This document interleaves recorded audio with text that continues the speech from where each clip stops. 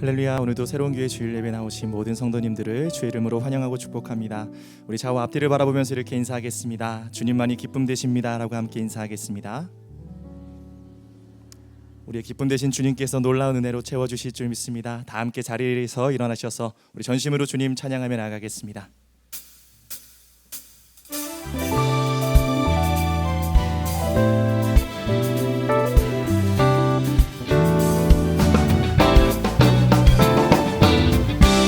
소망과 기쁨이 되시는 주님 바라봅시다. 우리가 찬양할 때 하늘 문을 여시는 주님의 놀라운 은혜를 경험하기 소망합니다.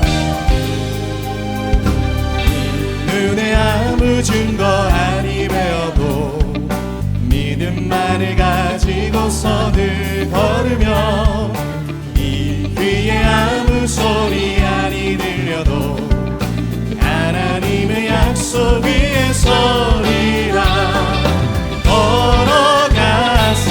믿음 위에 서서 나가세 의심 버리고 걸어가세. 믿음 위에 서서 눈과 귀에 아무 증거 없어도. 할렐루야. 주님 우리의 믿음을 기뻐 받아주시옵소서. 우리 담대한 믿음으로 다시 한번 선포합시다.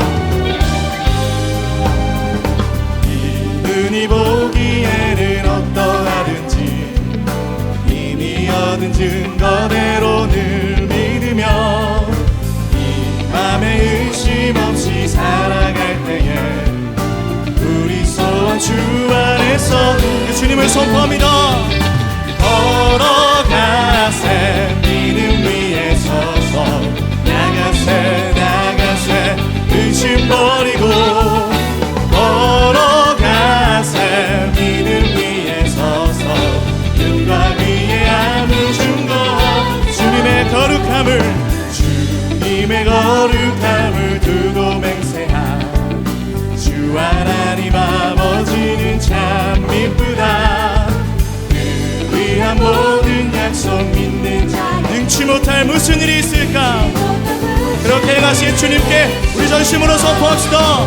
걸어가세.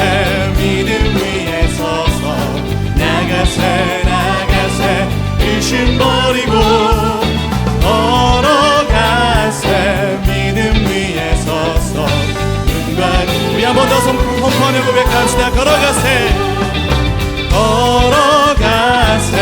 믿음 위에 서서 나가세 의심 버리고 걸어가세. 믿음 위에 서서 눈과 귀에 아무 증거 없어도. 할렐루야. 우리의 길을 여시고 우리의 믿음을 통해 하나님의 놀라운 역사를 이루어 가시는 그 신실하신 주님을 찬양합니다. 주님 이 시간 이 몸 가운데 주시어 역사하여 주시옵소서. 아멘. 할렐루야.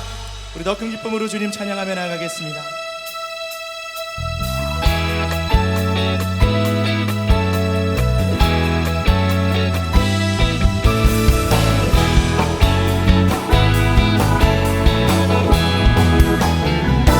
내 영이 주를 찬양합니다.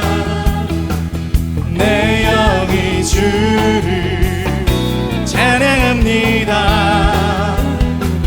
내 영이 주를 찬양합니다.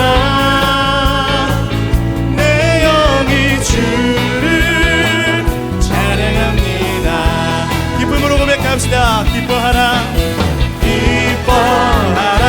나의 영혼아 감사하라. 손을 들고 송축하라. 주를 향해 외치라. 기뻐하라 나의 영혼아 감사하라. 손을 들고 송축하라. 나의 영혼. 다시 한번 고백합니다. 내 영이 주를 내 영이 주를 찬양합니다. 내 영이 주를 찬양합니다. 내 영이 주를 찬양합니다.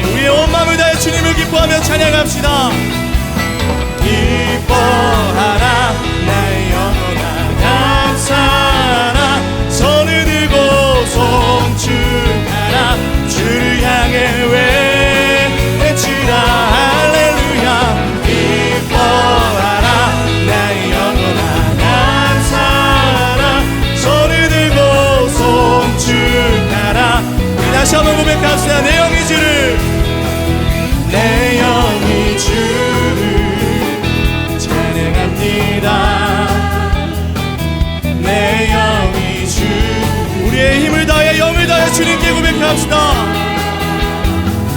내 영이 주를 찬양합니다.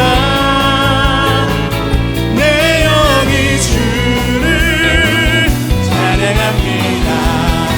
할렐루야. 기뻐하라 기뻐하라 나의 영혼아 감사하라. 손을 들고 송축하라. 주를 향해 외치라. 기뻐하라 나의 영혼아 감사하라. 손을 들고 송축하라. 한 번 더 선포합시다. 기뻐하라 나의 영혼아. 기뻐하라 나의 영혼아 감사하라. 손을 들고 송축하라.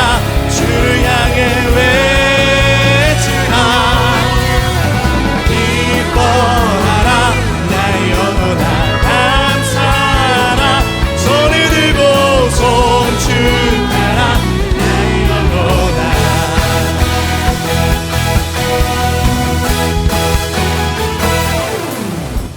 주 안에서 기뻐해. 주 안에서 기뻐해. 주님 주신 기쁨으로 기뻐하라.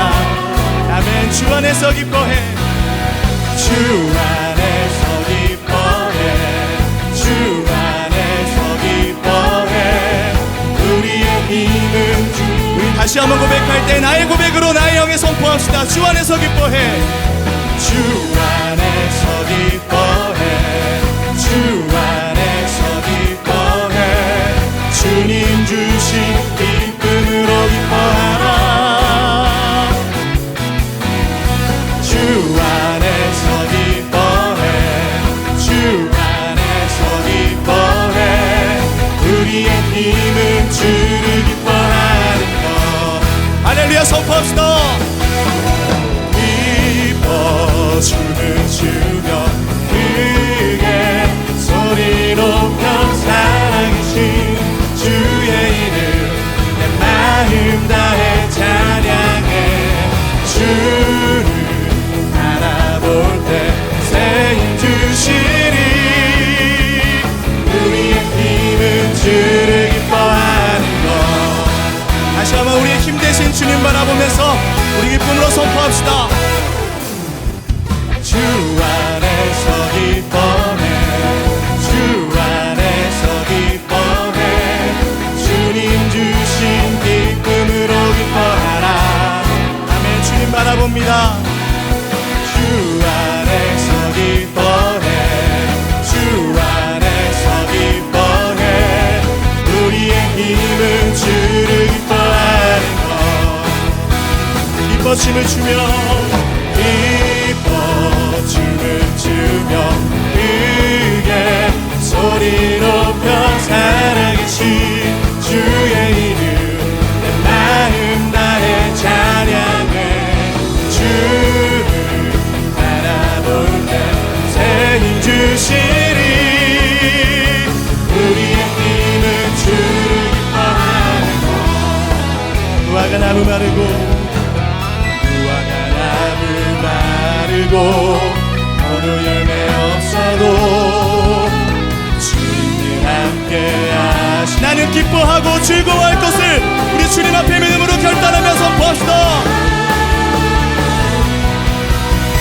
기뻐 춤을 추며 크게 소리 높여 살아계신 주의 이름 내 마음 다해 찬양.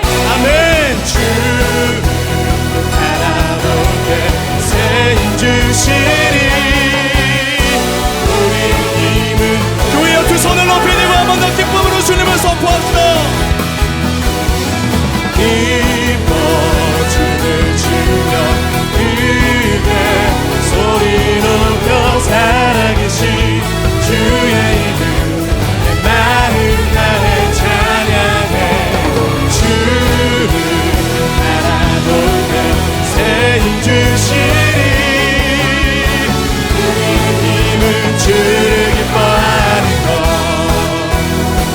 할렐루야. 주님을 바라볼 때 우리 안에 놀라운 능력으로 역사하시는 그 신실하신 주님을 찬양합니다. 우리 안에 오늘도 세일을 행하시고 역사하시는 주님께 우리 더 큰 박수로 영광 올려드립시다. 할렐루야. 주님께서 놀라운 일들을 행하심을 믿습니다. 아멘.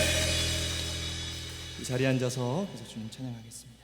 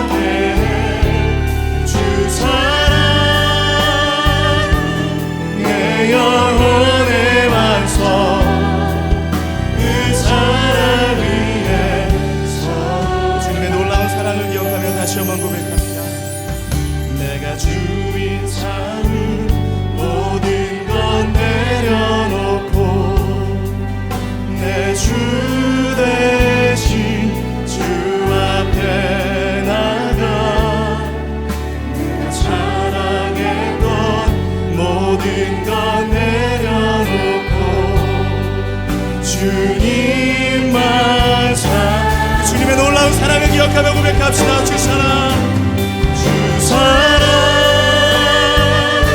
거친 풍랑에도 깊은 바다처럼 나를 잠잠케 해. 주 사랑, 내 영혼의 반석, 그 사랑 위에서 한 번 더 고백합니다. 주 사랑, 주 사랑, 거친 풍랑에도 깊은 바다처럼 나를 잠잠케 해. 주 사랑, 내 영혼의 반석, 그 사랑 위에 서리.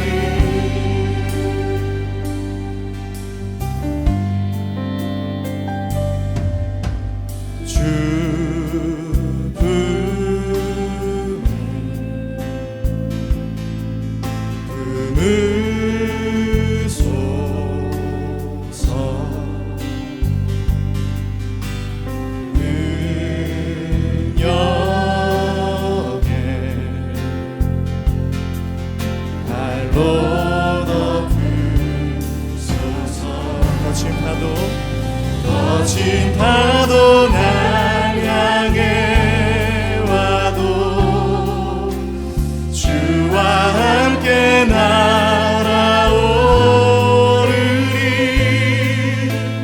높은 가운데 나의 영혼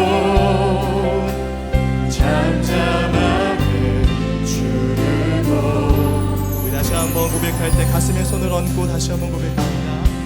주님 안에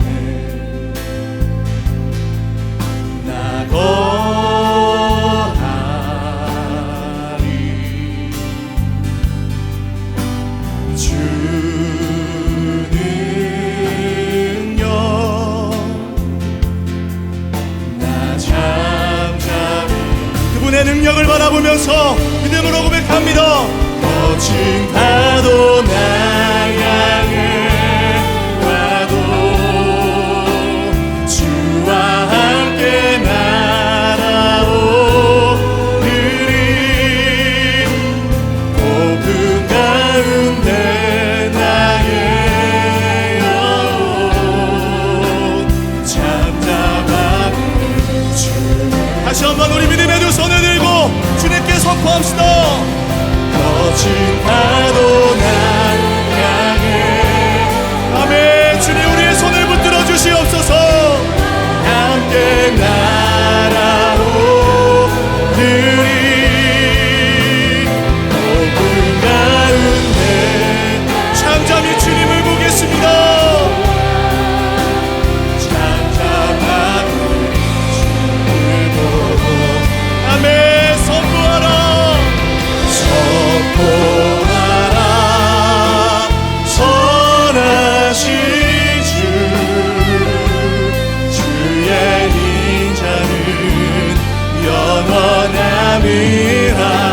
선포하라. 선하신 주. 주의 인. 우리 다시 한번 교회의 온 마음을 다해 주님을 선포합시다. 선포하라. 선하신 주. 주의 인자는 영원함이라. 선포하라. 선하신 주. 주의 인자는 영원함이라. 하나님, 오늘도 주님의 선하심을 믿음으로 선포하며 찬양합니다. 주님, 우리를 긍휼히 여겨주시고 우리의 모든 인생 속에 하나님의 뜻을 오늘 주시는 말씀을 통해 다시 한번 깨닫고 하나님 기뻐할 수 있는 순종의 자리에 설 수 있도록 주여 오늘 이 예배 가운데 역사하여 주시옵소서. 그렇게 행하실 주님 바라보면서 다 함께 합심으로 기도하며 나아가겠습니다. 존귀하신 하나님, 우리도 믿음으로 주 앞에 나온 모든 하나님의 그 귀한 하나님의 자녀들을 기억하여 주시고 하나님의 기쁨으로 주님의 능력으로 하나님의 행하심으로 하나님 채워 주시옵소서. 오늘 주님 앞에 나아설 때 모든 두려움을 사라지게. 온 세상 주인 되신 하나님, 모든 이름 위에 뛰어나신 하나님의 이름을 찬양합니다. 전능자 되신 주님의 날개 그늘 아래 거하는 특권을 주시고 변함없는 은혜로 붙들어 주셔서 감사드립니다. 거룩하신 주님의 보좌 앞에 나와 하나님만을 예배하는 주의 백성들의 헌신과 그 마음을 기뻐 받아 주시옵소서. 진리의 영이신 성령의 역사와 충만으로 함께하여 주시고 주님 한 분만 높아지는 시간 되게 하여 주시옵소서.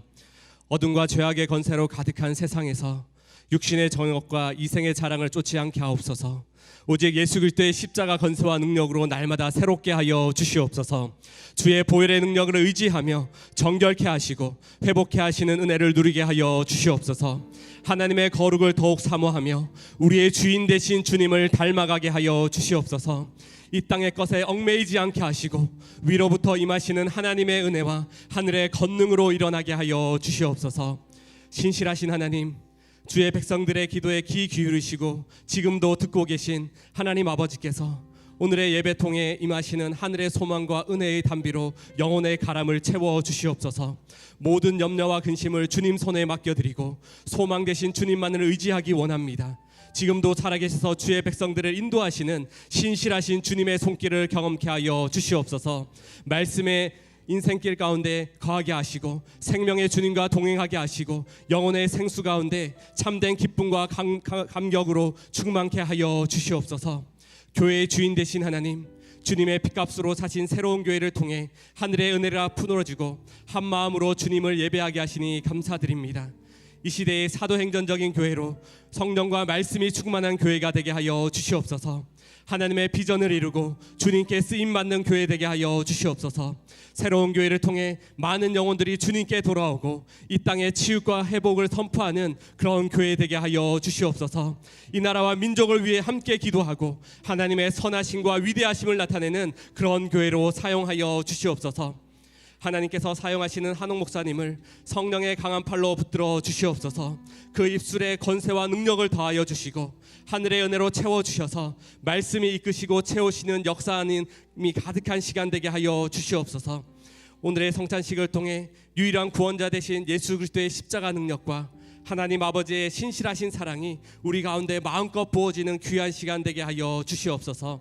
이 모든 말씀 우리의 소망이요 구원의 능력 되신 예수님의 이름으로 기도드립니다. 아멘. 할렐루야. 2부 예배에 나오신 우리 모든 성도님들을 주님의 이름으로 환영하고 축복합니다. 예배 가운데 임재하시는 그 성령님을 기대하면서 우리 좌우에 계신 분들께 이렇게 인사하겠습니다. 성령 충만하십시오. 성령 충만하십시오. 네. 우리 주님의 사랑으로 우리 좌우에 계신 분들을 함께 축복하겠습니다. 서로를 바라보며 함께 축복하겠습니다. 축복합니다. 주님의 이름으로 축복합니다. 주님의 사랑으로 이곳에 모인 주의 거룩한 자녀에게 주님의 기쁨과 주님의 사랑이 충만하게 넘치기를. God bless you. God bless you. 축복합니다. 주님의 더 먼 곳을 향해 축복하겠습니다. God bless you. God bless you. 축복합니다. 주님의 사랑으로. 박수로 서로를 격려하며 축복하겠습니다. 교회 소식 전해드리도록 하겠습니다. 2019 겨울 성령 부흥 집회가 예수 이름의 능력이라는 주제로 12월 6일 금요일부터 12월 8일 주일까지 3일에 걸쳐 진행됩니다. 한옥 목사님을 주 강사로 모시고 진행되는 이번 집회는 유아부에서 초등학교 3학년까지의 자녀들을 위한 차일드 케어가 진행되며 실시간 중계 및 영어 통역도 함께 제공됩니다. 예배 시간 및 셔틀 운영 시간표는 주보를 참조해 주시기 바랍니다. 지금부터 이번 집회를 위해 우리 성도님께서 기대해 주시고 또 함께 기도로 준비해 주시기를 부탁드립니다. 새가족 90기 4주차 교육 및 수료식이 오늘날 12시에 새로운 홀에서 진행됩니다. 새가족분들은 꼭 기억해 주시고 참석해 주시기 바랍니다. 아울러 91기 새가족 1주차 교육은 12월 8일에 진행됩니다. 예배 진행팀에서 함께 하실 성도님들을 모집하고 있습니다. 교회를 깊이 사랑하시는 성도님들의 많은 지원을 부탁드리고 신청은 안내 데스크에 해 주시기 바랍니다. 창조과학 특강이 노아 홍수와 방주라는 주제로 다음 주 주일인 12월 1일 오후 4시 15분부터 이곳 분당에서 진행됩니다. 이재만 선교사님을 강사로 모시고 진행되는 이번 특강에는 대학 청년뿐만 아니라 관심 있으신 성도님들의 많은 참여를 부탁드립니다. 이달의 추천 도서입니다. 김남도 교수의 트렌드 코리아 2020은 해마다 우리의 시대를 관통하는 주요 흐름을 정확하게 예측하고 분별할 수 있도록 도와줍니다. 책이 필요하신 분들은 꼭 구입하셔서 함께 기도로 하고 또 이 나라를 품을 수 있는 귀한 시간이 되었으면 좋겠습니다. 모바일 서점에서 구입하실 수가 있습니다. 이제 말씀 영상 후에 한옥 목사님께서 하나님의 말씀 전해 주시겠습니다.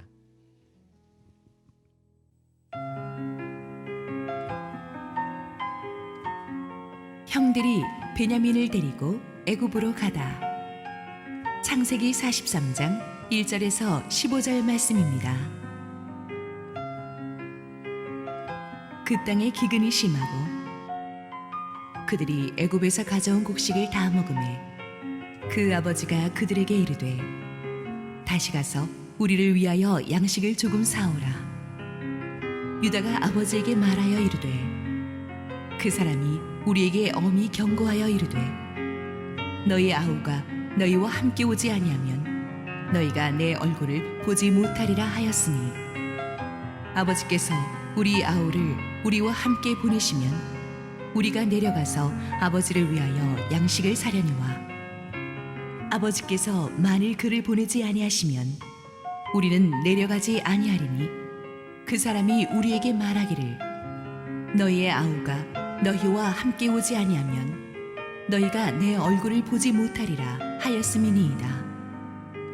이스라엘이 이르되 너희가 어찌하여 너희에게 또 다른 아우가 있다고 그 사람에게 말하여 나를 괴롭게 하였느냐. 그들이 이르되 그 사람이 우리와 우리의 친족에 대하여 자세히 질문하여 이르기를 너희 아버지가 아직 살아 계시느냐 너희에게 아우가 있느냐 하기로 그 묻는 말에 따라 그에게 대답한 것이니 그가 너희의 아우를 데리고 내려오라 할 줄을 우리가 어찌 알았으리이까.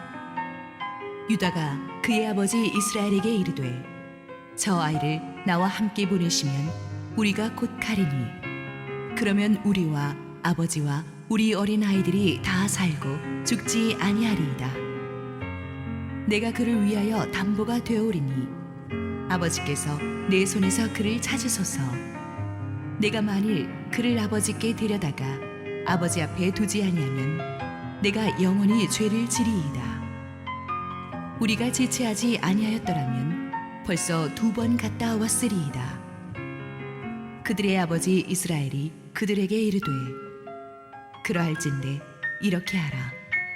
너희는 이 땅의 아름다운 소산을 그릇에 담아가지고 내려가서 그 사람에게 예물로 드릴지니 곧 유향 조금과 꿀 조금과 향품과 모략과 유향나무 열매와 감복숭아이니라. 너희 손에 갑절의 돈을 가지고 너희 자루아귀에 도로 넣어져 있던 그 돈을 다시 가지고 가라. 혹 잘못이 있었을까 두렵도다. 내 아우도 데리고 떠나 다시 그 사람에게로 가라. 전능하신 하나님께서 그 사람 앞에서 너희에게 은혜를 베푸사 그 사람으로 너희 다른 형제와 베냐민을 돌려보내게 하시기를 원하노라. 내가 자식을 잃게 되면 이르리로다. 그 형제들이 예물을 마련하고 갑절의 돈을 자기들의 손에 가지고 베냐민을 데리고 애굽에 내려가서 요셉 앞에 서니라. 할렐루야. 우리 하나님께 감사와 영광의 박수를 올려드리겠습니다. 축복된 주일 예배 오신 여러분 모두에게 하나님의 축복이 가득하기를 소원합니다. 우리 함께 기도하시고 말씀 보겠습니다. 사랑하는 주님 은혜 감사합니다. 오늘도 세상에 지친 우리의 마음을 말씀 앞에 내어놓습니다. 주님 말씀하시고 하늘의 생기 불어넣어 주옵소서. 부족한 종은 감추시고 오직 우리 주님 홀로 영광 받으시옵소서. 예수님 이름으로 기도했습니다. 아멘. 전도 집회와 우리 추수감사절 설교로 인해서 2주간 요셉 시리즈를 중단했었기 때문에 다시 지금까지의 본문 스토리를 잠깐 요약해드리고 가도록 하겠습니다. 대흉년에 시달리던 가나안 땅의 야곱은 가족의 식량난을 타개하기 위해서 아들들을 곡식이 풍성한 애굽으로 곡식사로 보냅니다. 그런데 애굽으로 간 아들들은 뜻하지 않게 거기서 자신들이 20년 전에 노예로 팔아넘겼던 동생 요셉을 만납니다. 물론 그들은 요셉을 알아보지 못합니다. 왜냐하면 요셉은 하나님의 기적 같은 도우심으로 노예에서 애굽의 총리 대신으로 높아져 있었기 때문입니다. 요셉은 형들을 알아보았지만 감정이 복받칩니다. 그러나 이미 하나님의 은혜로 요셉은 마음속에서부터 형들을 용서했습니다. 하지만 형들도 자신들의 잘못을 돌아보고 참회할 수 있는 계기를 만들어주기 위해서 요셉은 정체를 밝히지 않고 형들을 압박합니다. 정탐꾼 누명을 씌워서 형들을 압박하니까 형들은 영문을 모르는 고난 앞에서 하나님 앞에서 자신들의 모습을 돌아보기 시작합니다. 그리고 아무도 시키지 않았지만 20년 전에 동생을 노예로 팔았던 자신들의 죄를 참회하기 시작합니다. 하지만 요셉의 압박은 계속되죠. 마침내 요셉은 형들 중 하나인 시므온을 인질로 삼고 나머지 모두를 석방합니다. 돌아가서 베냐민을 데려오라고 합니다. 대신에 곡식은 잔뜩 실어줍니다. 형들은 두려움에 떨면서 고향으로 돌아왔습니다. 돌아와서 아버지에게 자초지정을 설명하고 베냐민을 데리고 다시 돌아가야만 시므온을 구할 수 있다고 했습니다. 하지만 야곱은 그 소식을 듣고 대경실색을 하면서 내 눈에 흙이 들어가지 않는 한은 베냐민을 보낼 수는 없다고 강하게 아들들을 오히려 꾸짖었습니다. 야곱에게 있어서 너무나 사랑했던 여인 라헬이 죽고 나서 유일하게 남겨놓은 피부치가 요셉과 베냐민이었습니다. 요셉을 잃어버리고 나서도 슬퍼서 파란 쪽에 떨어져 나간 것 같은데 베냐민마저 보낼 수는 없다고 야곱이 강하게 아들들을 꾸짖습니다. 예상은 했지만 아버지의 고집이 생각보다 강경했기 때문에 아들들은 한 발짝 뒤로 물러설 수밖에 없었습니다. 그리고 몇 달의 시간이 흐르면서 오늘 본문의 사건이 시작되는 것입니다. 1절, 2절 읽습니다. 그 땅에 기근이 심하고 그들이 애굽에서 가져온 곡식을 다 먹음에 그 아버지가 그들에게 이르되 다시 가서 우리를 위하여 양식을 조금 사오라. 그 땅에 기근이 심했다는 말은 쉽게 바꿔서 말하면 점점 시간이 갈수록 상황이 안 좋아졌다는 뜻입니다. 흉년이 생각보다 오래 갔습니다. 한 1년 버티면 될 줄 알았는데 2년째로 가도 흉년이 더 극심해졌어요. 불경기가 점점 길어지고 고난이 길어지니까 이것이 정말 큰 재앙으로 그들에게 느껴지기 시작했습니다. 이들은 아마 이 흉년이 영원히 끝나지 않을 것 같은 느낌도 들었을 것입니다. 야곱 일가는 재산이 많았습니다. 그리고 그 당시 재산은 은행에 쌓아놓은 돈이 아니라 유목민 사회에서 재산은 가축들입니다. 그런데 그 금쪽 같은 자기 피부치같이 키우던 가축들이 지금 사람 먹을 양식도 없는 상황이니까 대흉년의 가축들부터 죽어나가기 시작했겠죠. 유목민에게 있어서 가축들이 때로 죽어나가는 모습을 보는 것은 마치 자기 간을 도려내는 것 같은 아픔이었을 것입니다. 큰 집안이 한번 잘못되니까 이렇게 무섭게 망합니다. 이대로 가다가는 조만간 우리 모두 다 죽겠다는 공포심이 야곱 가정을 엄습했을 것입니다. 그리고 몇 달 못 가서 아들들이 애굽에서 사온 곡식이 바닥을 보이기 시작했습니다. 왜냐하면 애굽에서 곡식을 사오는 것은 영구한 해결책이 아니었기 때문입니다.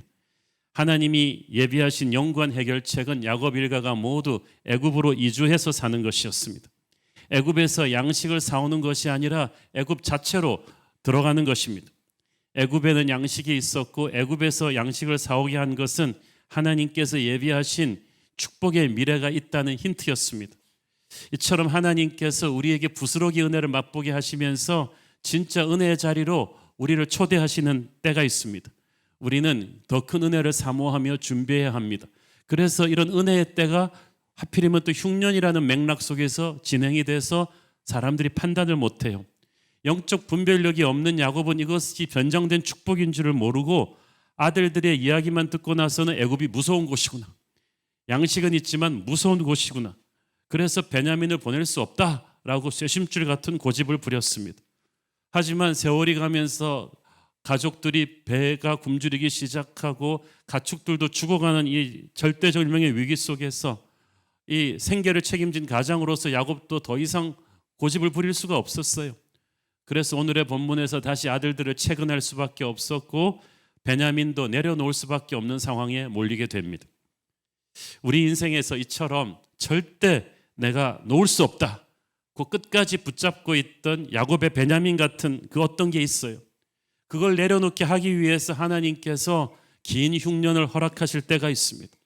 그리고 우리 양식이 떨어지게 하는 때가 있습니다. 당신은 그것이 너무 고통스럽지만 사실 그런 절망의 벽에 부딪히지 않았다면 우리는 결코 우리의 베냐민을 내려놓지 못할 것입니다. 처음에 아들들을 질책하며 양식 사오라 그러던 때와는 달리 야곱은 이번에는 상당히 누그러진 어투로 말하죠. 다시 가서 우리를 위하여 양식을 조금 사오라. 이 말은 야곱이 눈치를 살살 보면서 조금만 사와, 양식 조금만 사오라고 말하는 것입니다. 그러나 아들들은 묵묵부답입니다. 왜냐하면 지금 양식 못 사러 가고 있는 게 다 아버지 때문이거든요. 사실 애굽으로 가서 다시 양식을 사오려면 총리 대신이 요구한 그 필수 조건, 막내 베냐민을 데려가야만 돼요. 그 조건으로 이렇게 곡식도 많이 받아오고 돈까지 그냥 돌려준 거 아니에요? 게다가 둘째 형 시므온이 인질로 잡혀 있어요. 사실 정석대로 하자면 그들은 돌아오자마자 베냐민 데리고 다시 애굽으로 갔었어야만 했습니다. 그런데 아버지 야곱의 고집 때문에 이렇게 몇 달을 호송세월한 거예요. 참 애굽에 잡혀 있는 시므온도 야곱의 자식인데 편애도 이런 편애가 없습니다. 시므온은 애굽 감옥에 갇혀서 무슨 고생을 하고 있는지도 모르는데 야곱은 우리 베냐민 이 막내를 끼고서 버티고 있는 거예요. 똑같은 자식인 시므온은 감방에서 이렇게 몇 달 동안 고생하고 있는데 가져온 양식이 다 떨어져서야 야곱이 고집을 꺾을 준비를 하고 슬금슬금 아들들 눈치를 보면서 야, 다시 애굽 가야 되지 않냐 하면서 말을 꺼낸 거예요. 말을 하면서도 야곱도 눈치를 보는 이유는 지금 자기 때문에 못 가고 있는 걸 뻔히 알면서 그러거든요. 아들들이 처음에 애굽 가서 고생한 것도 알고 있고 둘째가 인질로 잡혀 있는 것도 알고 있고 다시 애굽으로 돌아가지 못하는 건 야곱 자신이 베냐민을 안 보내서라는 것도 알고 있습니다. 이 힘든 상황을 타개할 수 있는 해결책을 야곱을 비롯한 모두가 알고 있는데 이것을 실행에 옮기지 못하게 막고 있는 것이 바로 야곱 자신이에요. 여러분, 많은 경우 문제를 해결해야 될 사람이 오히려 문제 해결에 결정적 걸림돌이 되는 경우가 많습니다. 그래서 참다 못해서 아들들을 대표해서 유다가 나서서 아버지를 압박합니다. 3절, 5절을 쭉 보면은 유다가 아버지를 어떻게 압박하는지 나오죠. 애굽의 주인인 그 사람이 아우를 데리고 오지 못하면 다시는 그를 만날 수 없다고 못 박았습니다. 그리고 총리 대신을 다시 만나지 못하면 우리는 이미 애굽에서 현상수배됐기 때문에 애굽 그 어떤 스테이션에서도 양식을 살 수는 없습니다. 유다는 애굽 총리의 그 경고를 2번이나 반복하면서 아버지에게 결단을 촉구합니다. 근데 뭐 사실 이런 사정을 모르는 사람은 아무도 없죠. 야곱뿐 아니라 온 집안 식구들이 다 알고 있죠. 야곱은 몰라서 행동하지 않는 게 아니라 하기 싫어서 행동하지 않고 있습니다. 소중한 베냐민을 내려놓지 못했기 때문입니다. 우리도 많은 경우 하나님의 뜻이 무엇인지 몰라서 안 하는 게 아니라 하나님의 뜻을 아는데 마음에 안 들어서 안 하는 거야. 그 뜻대로 따르려면 내가 가장 소중하게 여기는 나의 사랑 베냐민을 내려놓아야 되기 때문이에요. 내려놓음이 싫으면 순종도 안 합니다. 그런데 순종을 안 하면 혈로가 뚫리지를 않아요. 야곱은 굶주림을 모면하기 위해서 애굽에 가서 양식은 사오게 하고 싶지만 베냐민은 포기하기 싫어요. 이것이 우리의 역설입니다. 우리는 우리가 원하는 축복을 하나님으로부터 받고 싶지만 나의 기득권 포기는 싫은 거예요. 그러나 그렇게 되면 상황은 해결되지 않고 점점 더 힘들게 꼬여갑니다. 야곱이 왜 베냐민을 내려놓지 못합니까? 베냐민을 위해서라기보다는 결국 자기 자신을 위해서예요. 베냐민을 놓으면 죽을 것 같거든요. 이것은 단순한 자식 사랑을 넘어선 집착과도 같은 것입니다. 많은 부모가 지나친 병든 자식 사랑을 합니다. 자기는 사랑이라고 생각하는데 실은 집착이에요. 자기가 못다 이룬 꿈을 이루겠다는 거예요. 자식을 통해서. 그 집착이 자식도 힘들게 하고 자기도 힘들게 만듭니다. 우리가 살아가면서 이거 내려놓으면 죽을 것 같아서 우리가 집착하고 있는 뭔가가 있죠. 야곱에게는 베냐민이었지만 어떤 사람에게는 그게 돈입니다. 어떤 사람에게는 그게 권력입니다. 명예입니다. 어떤 사람에게는 사업입니다. 이걸 놓치면 죽을 것 같아서 꽉 잡고 있는데 실은 그것을 내려놓으면 죽는 게 아니라 지금 내려놓지 않고 있어서 여러분이 죽을 위기에 처한 거예요. 영적인 혈이 꽉 막혔어요. 영적인 혈이 꽉 막혀 있으니까 자기만 숨 막히는 게 아니라 지금 온 가족이 숨 막혀서 하나님이 예비하실 축복의 땅으로 가지 못하고 지금 딱 빨간불에 멈춰서서 고통의 시간을 보내고 있는 거예요. 그런데 우리가 그렇게 영적으로 비참해지기를 원하는 존재가 있으니 그게 마귀죠. 그래서 마귀는 끊임없이 속삭입니다. 너 베냐민을 끝까지 붙잡아야 돼. 베냐민은 네 인생의 존재의 의미 그 자체야. 베냐민을 붙잡고 있어야만 너는 살 수 있어 라고 우리에게 속삭이는데 실은 베냐민을 내려놓아야 살 수 있어요. 내려놓지 못하니까 아무리 걱정하고 노력하고 기도해도 상황이 풀리지를 않고 답보 상태입니다. 베냐민을 내려놓지 못하니까 하나님이 예비하신 위대한 비전이 그 축복이 야곱 가정 안으로 성큼 들어오지 못하고 문 밖에 서서 기다리고 있는 거예요. 볼지어다 내가 문 밖에 서서 두드리노니 누구든지 내 음성을 듣고 열면 내가 들어가 그로 더불어 먹으리라. 그 말씀이에요. 하나님의 축복이 문 밖에서 기다리고 있는데 나의 집착이 베냐민에 대한 집착이 그 문을 꽉 잠그고 있어. 그러면 하나님도 지금 못 들어오시는 거예요. 그 축복이. 6절 그래서 유다가 다시 한번 아버지를 설득합니다. 그랬더니 이 야곱이 유다의 설득에 대해서 엉뚱한 말을 하죠.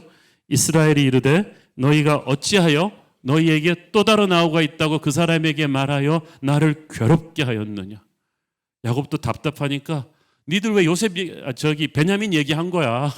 괜히 그 사람한테 동생이 있다 그래서 그 사람이 데려오라 그러는 거 아니냐고. 내가 베냐민 얼마나 사랑하는지 알면서 너희들이 괜히 이 상황을 만든 거라고 괜히 아들들을 질책합니다. 참 야곱이 비겁한 사람이에요. 지금 포인트가 그게 아니잖아요. 괜히 불똥이 자신들에게 튀니까 아들들도 막 화가 났어. 그래가지고 아버지에게 대들었습니다. 7절 그들이 이르되 그 사람이 우리와 우리의 친족에 대하여 자세히 질문하여 이르기를 너희 아버지가 아직 살아 계시느냐? 너희에게 아우가 있느냐 하기로 그 묻는 말에 따라 그에게 대답한 것이니 그가 너희의 아우를 데리고 내려오라 할 줄을 우리가 어찌 알았으리까? 아들들도 뚜껑이 열려가지고 아버지한테 막 대들었어. 뭐 우리는 그러고 싶어서 그랬어요. 지금 우리가 정탐꾼으로 몰려갖고 죽을 위기에 처해서 그 사람이 아버지 있느냐 동생 있느냐 꼬치꼬치 캐무니까 우리도 살기 위해서 그렇게 대답할 수밖에 없었지 뭐 동생 데려오라 그럴 줄 누가 알았겠어요? 그런데 사실 이것도 좀 뿔린 말이죠. 실제로 요셉이 형들한테 진짜 이렇게 꼬치꼬치 깨부른 건 아니죠.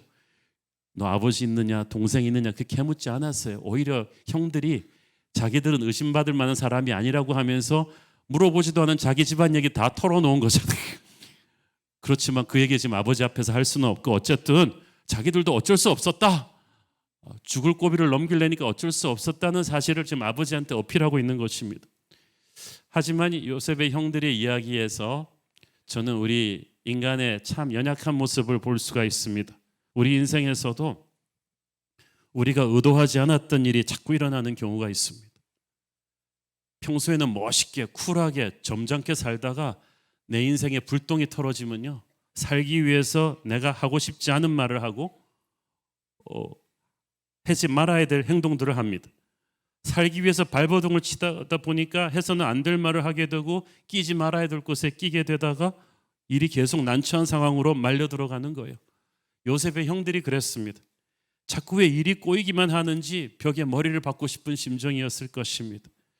그렇지만 중요한 사실은 하나님의 사람들에게 자기가 의도하지 않은 자꾸 힘든 일들이 자꾸 생기면서 자기가 거기에 계속 말려 들어가기 시작하면은 여기에 어떤 하나님의 섭리가 있다는 것입니다.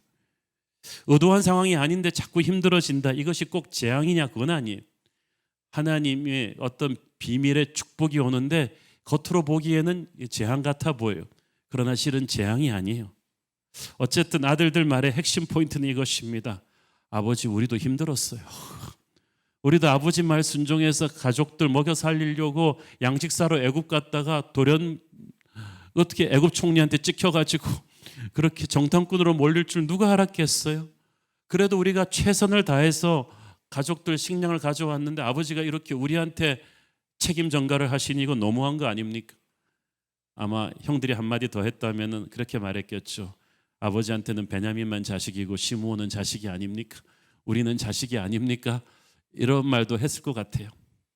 어쨌든 아들들이 워낙 격하게 항의하니까 야곱도 좀 어뜨거라 싶어서 움찔해서 아무 말도 못하고 있습니다. 그러자 유다가 다시 나서서 본격적으로 아버지를 설득합니다. 8절 유다가 그의 아버지 이스라엘에게 이르되 저 아이를 나와 함께 보내시면 우리가 곧 가리니 그러면 우리와 아버지와 우리 어린아이들이 다 살고 죽지 아니하리이다. 유다가 참 말을 잘해요. 저 어린아이들까지 다 살고 죽지 않으려면 아버지가 지금 우리에게 베냐민을 내줘야 됩니다. 딱 장막 밖에서 놀고 있는 야곱의 증손자들 손주들을 쫙 가리키면서 유다가 말했겠죠. 아버지 지금 우리 가문의 생사가 아버지한테 달렸습니다. 아버지가 베냐민을 포기 못하면 우리 여기서 꼼짝없이 저 어린 것들까지 굶어 죽어야 됩니다. 아버지 어떻게 하시겠습니까? 라고 야곱을 압박한 것입니다. 그리고 유다의 결정타 마지막 설득의 활용점정을 찍죠. 9절 내가 그를 위하여 담보가 되오리니 아버지께서 내 손에서 그를 찾으소서. 내가 만일 그를 아버지께 데려다가 아버지 앞에 두지 아니하면 내가 영원히 죄를 지리이다. 자기가 담보가 되겠다는 말은 베냐민과 자기의 목숨을 바꿔서라도 반드시 베냐민을 살려서 오겠다는 것입니다. 참 아들이 아버지보다 훨씬 나아요. 아버지는 자식들 원망하고 고집부리고 책임을 회피하는 데 반해서 아들 유다는 온몸을 던져 이 문제를 해결하겠다고 합니다. 아버지 베냐민을 데리고 가게 해 주십시오. 내가 내 생명을 걸고 이 아이를 지켜 데리고 오겠습니다. 일이 잘못되면 내 목숨을 내놓겠습니다. 유다는 오래전에 다른 형제들이 요셉을 깊은 구덩이에 던지고 죽이자고 했을 때 죽이는 것만은 막자고 했던 사람이, 그래서 살기등등한 형제들의 압력을 막으면서 그래도 제2의 옵션으로 살려서 노예로 팔아넘기게 하긴 했지만 유다는 마음이 착한 사람이었습니다. 그리고 나서 세월이 지나면서 유다는 동생을 팔아넘긴 양심의 가책에 눌려서 참으로 고통스러운 인생을 살았어요. 자기의 아들 두 사람도 먼저 하늘나라로 보내는 아픔을 겪었습니다. 그리고 그 과정에서 깨어지고 부서졌습니다. 그래서 이제 유다는 단순히 착한 사람이 아니라 신념을 행동으로 옮기는 그런 담대한 믿음의 사람이 되었어요. 그래서 이 막내 베냐민을 위해서는 자기 목숨을 내어놓겠다고 나선 것입니다. 우리가 과거에 어떤 사람이었든 우리도 유다 같은 사람으로 바뀌기를 축원합니다. 형제를 살리기 위해서 자기의 목숨을 내놓는 유다의 모습은 바로 우리 죄를 위해서 자신의 생명을 놓은 예수 그리스도의 모습입니다. 그래서였을까요? 유다의 후손에서 바로 다윗과 예수 그리스도가 배출되지 않습니까? 구세주 메시아의 가문이 바로 유다의 가문입니다. 이 유다의 이 목숨을 건 설득에 야곱의 마음이 녹아지기 시작합니다. 그리고 유다가 굉장히 중요한 말을 하죠. 10절, 우리가 지체하지 아니하였더라면 벌써 2번 갔다 왔으리이다. 야곱의 결단이 미뤄지는 바람에 금쪽 같은 시간이 많이 흘렀어요. 이 가나안에서 애굽까지 그 당시 척박한 광야길로 이 낙타 타고 걸어서 가도 아무리 빨리 가도 3주에서 한 달이 걸립니다. 2번 갔다 오는 시간은 그러니까 한 넉 달 정도가 걸린다는 것인데 지금 야곱이 넉 달째 고집을 부리고 있었다는 거예요. 그동안에 애굽에서 가져온 식량이 다 떨어져 버렸습니다. 야곱은 지금 양식을 구하기 위해 애굽을 필요로는 했지만 애굽을 두려워하고 있었습니다. 처음에 아들들이 애굽 갔을 때 시몬이 인질로 잡혔습니다. 그래서 이번에도 애굽으로 베냐민을 보내면 또 안 좋은 일이 생길 것이라고 나름대로 짐작하고 움직이지 하는 것입니다. 그런데 지금 야곱이 나쁜 조짐으로만 해석하고 있는 현재 상황은 실은 하늘의 시각에서 보면 지금 엄청난 축복의 전조였어요. 모든 것을 볼 수 있는 천군 천사들은 아마 안달이 나서 그랬겠죠. 야곱 지금 빨리 가야 돼. 빨리 가야 돼. 그런데 마귀는 옆에서 빨리 가면 넌 죽어. 재앙이야. 너는 자꾸 불길한 일이 일어나는 사람이야. 자꾸 이렇게 해석을 하는 거예요. 당시 야곱과 아들들은 모르고 있었지만 처음에 아들들이 애굽에 가서 만난 그 무서운 총리 대신은 오래전에 잃어버린 요셉이었습니다. 그래서 요셉이 시므온을 인질로 잡고 이제 야곱의 가문과 계속 메시지를 보내고 초대하고 있는 것은 야곱의 집안에 재앙이 아닌 소망이 오려는 전주곡이었습니다. 이처럼 하나님께서는 실은 우리의 삶의 고난을 풀어주시려는 것인데 처음에는 그게 하나님이 나를 더 힘들게 하려는 건 줄 착각하고 우리가 야곱처럼 저항하는 경우가 있어. 의사가 주사 놓고 치료하는 건 환자를 살리려고 하는 것인데 그 치료 과정이 막 상처를 건드리니까 고통스러우니까 환자들이 비명을 지릅니다. 아이고 나 죽네, 아이고 사람 잡네 막 이러는데 의사는 그 사람을 잡으려고 치료하는 게 아니라 살리려고 치료합니다. 게다가 우리 주님은 돌팔이 의사도 아니시고 세계 최고의 명의로서 우리 인생의 아픔을 수술하고 계십니다. 하나님을 믿었어야 됐는데 두려움에 사로잡힌 야곱은 이게 안 보이는 거예요. 베냐민을 보내는 것도 그렇습니다. 이제 앞으로 전개되는 이야기를 통해 알게 되지만 애굽에는 야곱이 생각하는 저승사자 총리 대신에 기다리고 있는 것이 아니라 그토록 그리던 아들 축복의 통로 요셉 총리 대신이 기다리고 있었어요. 같은 존재인데 두려움의 눈으로 보면 완전히 다른 사람으로 보여요. 폭풍의 파도 위로 걸어오는 사람을 제자들은 유령이다 그랬지만 가까이서 보니까 예수님이에요. 여러분의 인생이 폭풍 속에 있을 때 두려움에 사로잡히면 여러분에게는 예수님도 유령으로 보여요. 믿음의 눈으로 보면 그분이 예수님이신 것을 알게 될 것입니다. 요셉은 저승사자가 아니고 축복의 통로였습니다. 그런데 야곱이 지금 두려움의 노예가 되니까 그걸 못 보는 거예요. 요셉은 이미 형들을 마음으로 용서했고 이제 형들을 통해서 베냐민과 아버지 야곱까지 데려와서 축복된 인생을 살 준비를 맞춰놓고 있는데 그들이 애굽에 가서 살게 될 삶은 왕족의 삶이에요.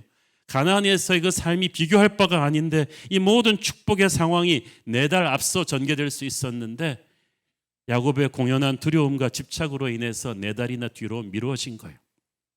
우리는 많은 경우 하나님의 축복이 왜 자꾸 뒤로 미루어지냐고 의아해 하는데 원인 제공을 우리가 했다는 걸 모르고 있어요. 하나님은 악셀을 밟아주고 계시는데 야곱의 집착이 그 두려움이 거기에 브레이크를 걸었어요. 그래서 상황이 지체되고 있습니다. 아마 야곱은 그렇게 생각했겠죠. 둘째 시므온도 애굽 가서 인질로 잡혔어. 다른 아들들이 다 정탐꾼 혐의를 뒤집어 썼어. 그 땅의 총리 대신한테 그러면 우리 가문은 찍혔어. 이제 그런 애굽으로 베냐민마저 보내면 시므온의 뒤를 이어서 베냐민도 잡히겠지. 그러면 내가 굶어 죽는 한이 있어도 절대 그렇게 살 수는 없어. 자꾸 그렇게 모든 퍼즐 조각들을 부정적인 두려움으로 쫙 해석을 하니까 야곱이 똑똑한 사람이지만 헛똑똑이에요. 두려워서 한 발자국도 넉 달 동안 앞으로 가지를 못합니다. 마귀가 바로 우리를 이렇게 만듭니다. 이런 식으로 자꾸 우리의 과거를 나쁜 쪽으로 해석하게 만들어서 그 나쁜 해석을 기초로 우리의 미래도 최악이 될 거라고 생각하게 해요. 그래서 너무 머리 회전이 빠른 분들이 마귀한테 더 잘 설득을 당해요. 마귀에게 그렇게 설득되면 한 발자국도 두려워서 앞으로 가지 못합니다. 그러나 하나님께서는 하나님의 자녀들에게 분명히 약속하고 계십니다. 너희를 향한 나의 생각을 내가 아나니 재앙이 아니라 평안이다. 너의 장래에 희망을 주려는 것이니라. 그 말을 왜 믿지 못하느냐? 야곱이 이 선하신 약속을 믿었다면 이 아까운 넉 달을 허송세월하지 않아도 되었을 것이고 그냥 세월만 죽인 것이 아니라 고통스럽게 온 가족이 굶으면서 두려워하면서 야곱도 고생, 가족도 고생, 안 죽어야 될 가축들도 굶어 죽게 되었죠. 또 시므온도 더 감옥 생활이 길어졌죠. 영적 지도자 위치에 있는 사람의 우유부단함과 이 집착이 이렇게 파급 효과가 큽니다.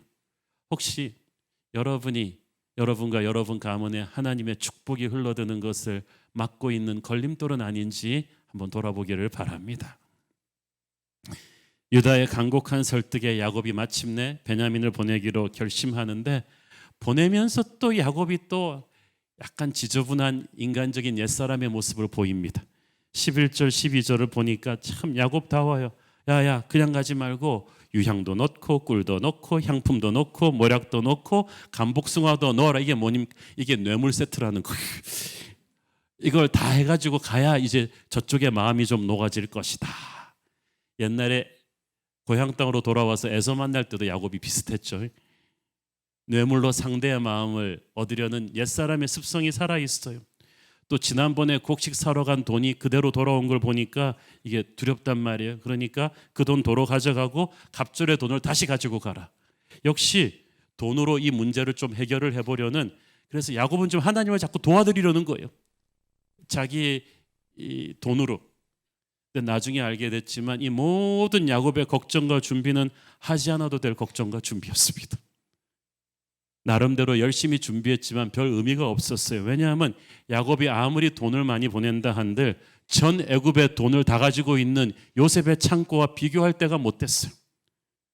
이처럼 우리는 인간적으로 하지 않아도 될 걱정을 너무나 많이 해요. 우리는 우리의 행위로 하나님의 축복과 은혜를 자꾸 쟁취하려고 하는데 그럴 필요가 없어요. 하나님은 이미 사랑과 은혜로 우리에게 공짜로 다 그걸 준비하고 계십니다. 하나님이 우리에게 원하시는 것은 부서진 마음과 우리의 우상에 대한 집착을 버리고 주께로 나오는 것뿐입니다. 그런데 야곱이 그렇게 못해요. 근데 희한한 거는요, 6절에도 그렇고 11절에도 그렇고 야곱이 이렇게 인간적인 모습을 보이는데 6절에서는 아들들한테 막 책임 전가하는 비겁한 아버지, 또 11절에서는 자꾸 뇌물을 같이 보내면서 이 요셉의 마음을 돈으로 녹이려는 그런 옛사람의 모습을 보이는 야곱인데 6절 11절에 다 야곱의 이름을 이스라엘로 불러요. 희한하죠. 야곱은 사기꾼이라는 야곱의 옛사람의 이름이고 이스라엘은 하나님이 주신 새 이름, 담대한 하나님의 방백, 하나님의 권위로 승리하는 사람이라는 뜻인데, 지금 야곱이 행동하고 있는 걸 보면 영판 옛날 사기꾼 야곱인데 성경은 계속 이스라엘이라는 거예요. 이스라엘이다, 이스라엘이다. 그것은 하나님의 우리를 향한 은혜입니다. 우리는 항상 아멘하고 나가고 세상에서 하는 것 보면은 계속 야곱 같은 옛사람의 모습인데도 하나님은 계속해서 그래도 쟤는 이스라엘일 거야, 이스라엘이 될 거라고 믿고 계속 선포해 주시는 거예요. 그래서 오늘 본문의 끝에서 결국 야곱은 이스라엘다운 마지막 결정을 합니다. 지금도 하나님은 야곱을 닮은 우리를 이스라엘이 되게끔 믿어주시고 격려해 주세요. 13절 읽습니다. 네 아우도 데리고 떠나 다시 그 사람에게로 가라. 드디어 야곱의 입에서 베냐민을 데려가려는 허락이 떨어집니다. 넉 달 걸렸어요. 진짜 그렇게 했더라면 온 가족이 이 고생하지 않아도 되었을 텐데 야곱의 집착 때문에 많은 사람들이 고생을 했어요. 이 야곱 가정이 살 수 있는 유일한 길은 베냐민을 내려놓는 것이었어요. 베냐민을 내려놓음으로써 그들은 모든 축복으로 들어갈 수 있었습니다. 자, 그런데 야곱이 몰랐던 것은 베냐민을 내려놓았을 때 그는 베냐민을 쓰레기통에 버리는 게 아니라 요셉에게 보내는 것이었어요. 하나님 나라의 축복과 풍요는 우리가 베냐민을 요셉에게 보낼 때 이루어집니다. 요셉이 예수님을 상징하는 인물이라고 했죠. 여러분의 베냐민을 포기할 때 여러분 그 베냐민을 영원히 쓰레기통에 버려서 잃어버리는 게 아니에요. 여러분이 포기하는 베냐민은 예수님의 손으로 갈 것입니다. 그리고 요셉의 손에서 베냐민의 인생은, 그리고 베냐민과 야곱과 모든 일가족의 인생은 너무너무 비참하던 인생에서 너무너무 축복된 왕족의 인생으로 순식간에 돌변하게 되죠. 여러분이 집착하던 베냐민을 예수님께 보내는 그 순간부터 여러분은 지금까지 살아온 것과는 비교도 안 되는 축복의 시즌으로 들어가게 될 줄로 믿습니다. 제가 보니까요, 여러분에게 오늘 이런 결단이 필요해요. 저도 목회하면서 보니까 하나님께서 꼭 나쁜 것은 아니지만 베냐민같이 내가 인간적으로 믿고 의지하던 것들을 항상 내려놓게 하시는 때가 있어요.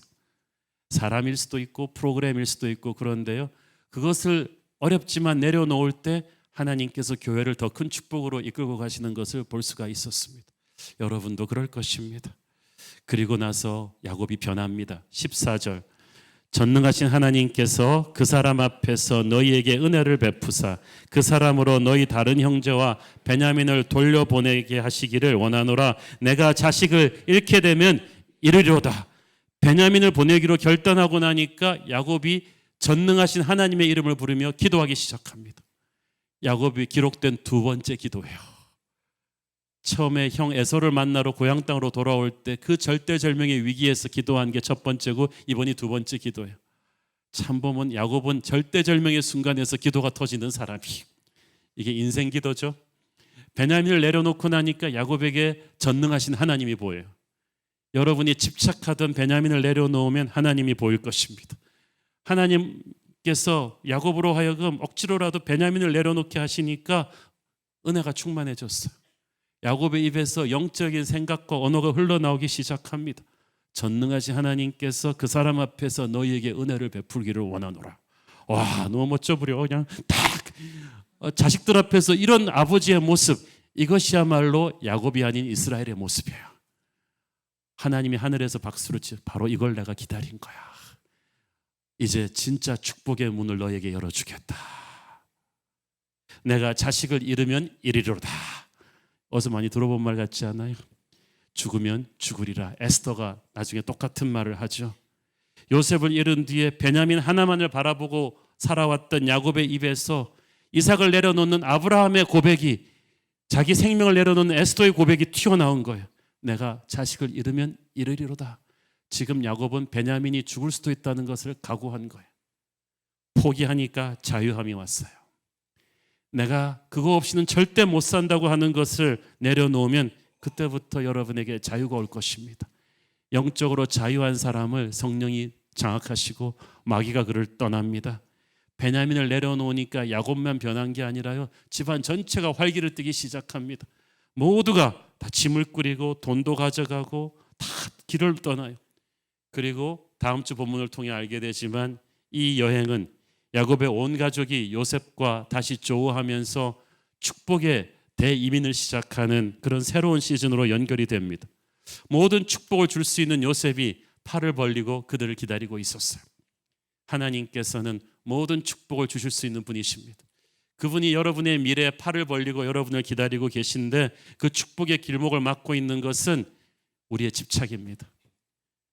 야곱이 베냐민을 내려놓지 못하는 그런 집착인데 우리가 막고 섰던 길목에서 비켜서면 예비하신 축복이 흘러들 것입니다. 사랑하는 여러분, 여러분이 집착하고 있는 베냐민을 오늘 결단하고 내려놓으십시오. 하나님의 축복의 시즌이 여러분에게 시작될 것입니다. 기도하겠습니다. 사랑하는 아버지, 은혜를 감사합니다. 우리가 주인 삼았던 그 베냐민을, 우리가 집착하던 그 베냐민을, 야곱처럼 집착하던 그 베냐민을 오늘 결단하고 내려놓기 원합니다. 그래서 하나님 예비하신 축복의 시즌으로 새롭게 가기를 원합니다. 예수님 이름으로 기도했습니다. 아멘. 오늘은 성찬주일입니다. 주님의 십자가 사랑과 은혜를 기억하며 성찬에 참여하겠습니다. 성찬은 세례고인만 참석할 수 있으며 떡과 잔은 받으신 후에 다 함께 동참하겠습니다. 먼저 사도신경으로 우리의 신앙을 다 함께 고백하겠습니다. 전능하사 천지를 만드신 하나님 아버지를 내가 믿사오며 그 외아들 우리 주 예수 그리스도를 믿사오니 이는 성령으로 잉태하사 동정녀 마리아에게 나시고 본디오 빌라도에게 고난을 받으사 십자가에 못 박혀 죽으시고 장사한 지 사흘 만에 죽은 자 가운데서 다시 살아나시며 하늘에 오르사 전능하신 하나님 우편에 앉아 계시다가 저리로서 산자와 죽은 자를 심판하러 오시리라. 성령을 믿사오며 거룩한 공회와 성도가 서로 교통하는 것과 죄를 사하여 주시는 것과 몸이 다시 사는 것과 영원히 사는 것을 믿사옵나이다. 아멘. 예수께서 잡히시기 전날 밤 제자들과 함께 떡을 떼시며 이렇게 말씀하셨습니다. 이것은 너희를 위하는 내 몸이니 이것을 행하여 나를 기념하라. 십자가에서 죽기까지 우리를 사랑하신 그 하나님 아버지의 사랑이 이 시간 우리 가운데 충만히 거하기를 원합니다. 내 안에 사느니 내 안에 사느니 예수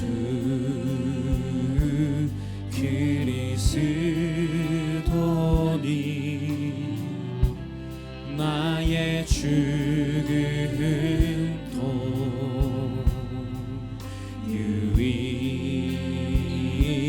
유익함이 내 안에 사느니 내 안에 사느니 예수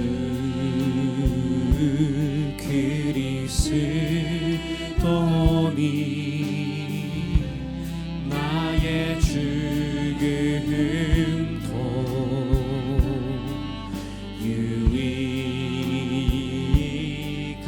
유익함이라. 나의 왕 내 노래 내 생명 또 내 기쁨 나의 힘 나의 것 내 평안 나의 주 내 안에 사느니 예수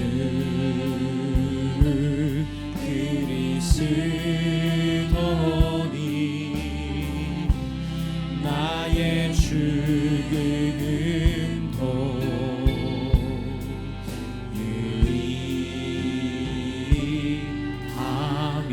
유익함이라.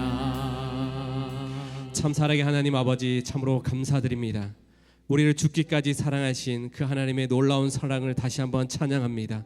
십자가를 통해 이루신 주님의 놀라운 사랑과 그 풍성함으로 살아가게 하시고 나는 죽고 내 안에 역사하시는 그 하나님의 놀라운 능력이 우리의 삶 가운데 충만하여서 승리의 노래가 가득한 우리의 인생이 될 수 있도록 주님 함께하여 주시옵소서. 그렇게 이루시고 채우시고 역사하실 하나님을 기대하며 이 모든 말씀 예수님의 이름으로 기도드립니다. 아멘. 다 같이 주님의 몸에 동참하시겠습니다.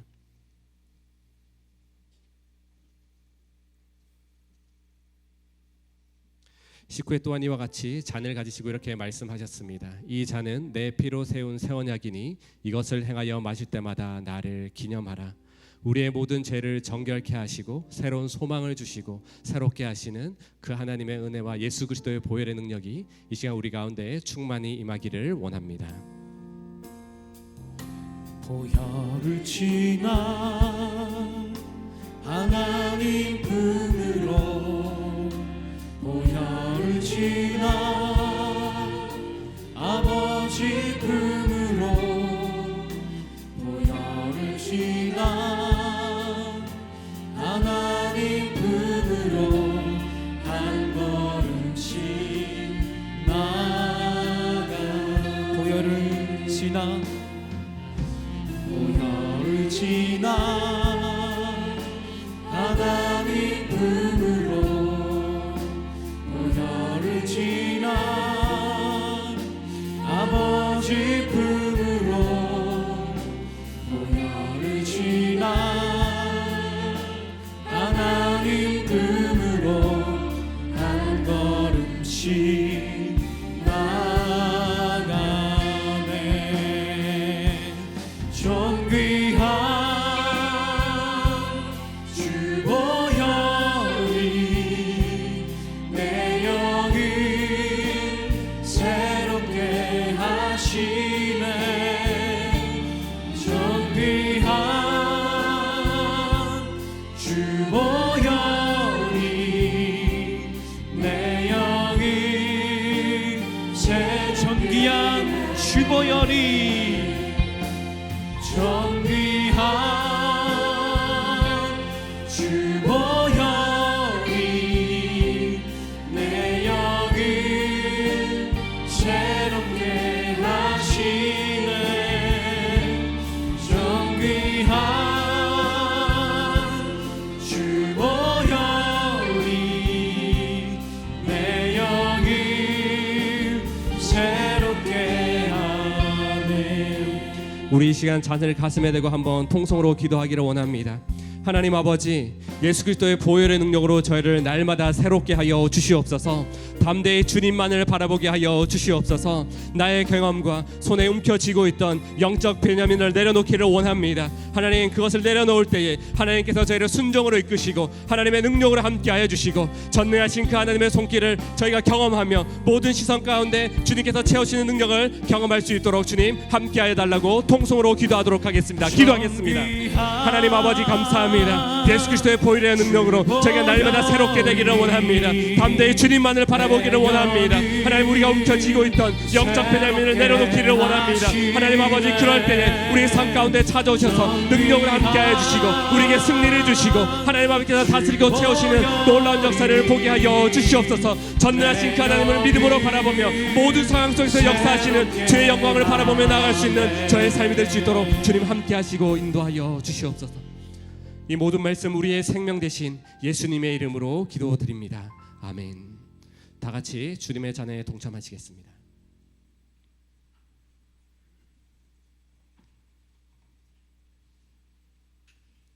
다 함께 일어나셔서 봉헌 찬양 드리겠습니다. 내게로부터 눈을 들어 내게로부터 눈을 들어 주를 보기 시작할 때 주의 일을 보겠네. 내 작은 마음 돌이키사 하늘에 꿈꾸게 하네. 주님을 볼 때 모든 시선을 주님께 드리고 살아계신 하나님을 느낄 때 내 삶은 주의 역사가 되고 하나님이 일하기 시작. 성령이 나를 변화시켜 성령이 나를 변화시켜 모든 두려움 사라질 때 주의 일을 보겠네. 황폐한 땅 가운데서 주님 마음 알게 되리. 주님을 볼 때 모든 시선을 주님께 드리고 전능하신 하나님을 느낄 때 세상은 주의 나라가 되고 하나님이 일하기 모든 시선을 주님께 모든 시선을 주님께 드리고 전능하신 하나님을 느낄 때 세상은 주의 나라가 되고 하나님이 일하기 시작. 함께 믿음의 두 손을 들고 성령의 새바람 성령의 새바람 이 땅에 불어오소서. 주의 영생기로 우리를 다시 살리사 이 땅에 하나님 영광 고하니 그런 교회가 되게 하소서. 열방에 하나님 영광 비추는 그런 교회가 되게 하소서. 사랑하는 아버지 은혜를 감사합니다. 우리가 하나님의 축복의 땅으로 가기를 원하면서도 그 축복을 지체시키는 것이 바로 베냐민을 내려놓지 못하는 우리 자신의 집착 때문이 아니었습니까? 오늘 주님 앞에서 우리가 마지막까지 집착하던 베냐민을 내려놓기로 결단합니다. 우리를 기다리고 있는 축복의 땅으로 우리를 데려가시옵소서. 받은 은혜 감사하며 드리는 헌물의 손길들을 축복하시고 지금은 살아계신 우리 주 예수 그리스도의 은혜와 하늘아버지 사랑과 성령님 감화 감동하신가 교통하신가 축복하심의 은혜가 오직 우리가 집착하던 베냐민을 내려놓고 하나님이 예비하신 요셉의 축복을 받기를 소원하는 사랑하는 모든 성도들 머리 위에 지금부터 영원까지 함께 계시기를 축원하옵나이다. 아멘.